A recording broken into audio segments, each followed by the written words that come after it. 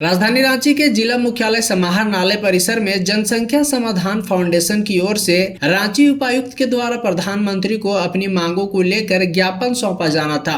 पर विश्व जनसंख्या दिवस के अवसर पर फाउंडेशन की ओर से उपायुक्त के नहीं मिलने के कारण फाउंडेशन के लोगों में रोष देखा गया। फाउंडेशन के सदस्य ने बताया कि पूर्व निर्धारित तय समय के बावजूद भी रांची उपायुक्त हम फाउंडेशन के लोगों से नहीं मिले, जबकि जनसंख्या नियंत्रण विषय पर हमारी संस्था लगातार कार्य करती आ रही है।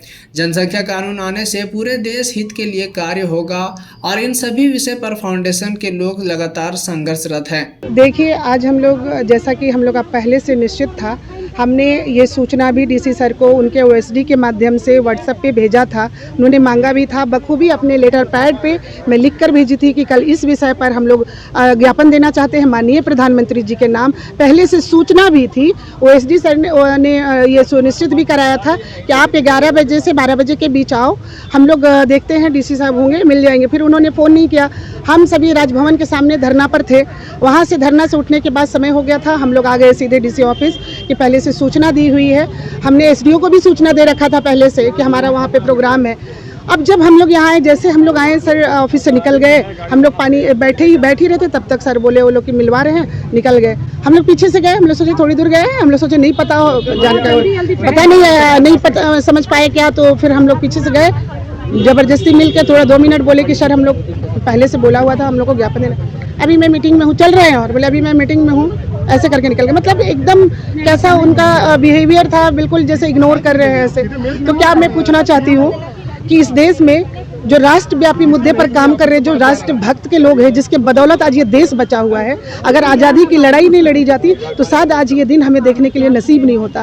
पुनः देश में जो बढ़ती हुई जनसंख्या है और जनसांख्यिकीय असंतुलन है, देश भी एक विभाजन की ओर आ रहे, ये भी खतरा मंडरा रहा है। और जनसंख्या से जो भीषण समस्या है सो तो है ही, और ऐसे बड़े विषय पर काम कर रहे हैं हम आम जनता, जो घिस कर धूप में लोगों को अवेयर करने का काम कर रहे हैं, इस कानून के लिए समर्थन जुटा रहे हैं कि देश में फिर से हमारा देश अच्छा हो, परम वैभव तक पहुँचे, यहाँ रहने वाले हर नागरिक को हर वो सुविधा मिल सके जो एक समृद्धशील देश के नागरिकों को मिलना चाहिए। ऐसे विषय पर हम काम कर रहे हैं और ऐसे नागरिकों की ये तवज्जो मिली हमें।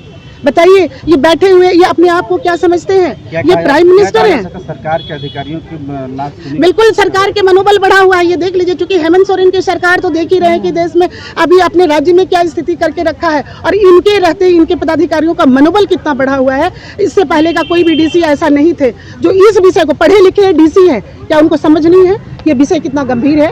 उनको पहले से भेजा जा चुका है, तो क्या उनको ये समझ नहीं आ रही थी कि ये विषय इतना गंभीर है और इसको बड़ी संजीदगी से लिया जाए? 2 मिनट का समय नहीं था आपके पास, आप बोलते आधा घंटा इंतजार करो। हम लोग आधा घंटा बैठते वहाँ पे। अब ये विषय तो ऊपर तक जाएगा, क्योंकि ये किसके लिए काम करने आए हैं यहाँ पे? किसके लिए? सिर्फ बैठ के अपना तानाशाही जताने के लिए या जनता का काम करने के लिए? और इससे भी बड़ी जनता कोई काम कर रही है क्या? जो हम लोग देश के लिए लड़ रहे हैं, ये अगर कानून आएगा तो क्या हमारे बच्चों के लिए अच्छा होगा? ये सारे देश के बच्चों के लिए अच्छा होगा, ये पूरे देश के लिए अच्छा होगा। ये विषय कितना गंभीर है, बावजूद उन्होंने हमें तवज्जो नहीं दिया, जो बड़ा ही निंदनीय है। इसकी चर्चा मैं राज्यपाल महोदय जी से भी करूंगी, क्योंकि अभी ये राज्यपाल से भी ऊपर है क्या?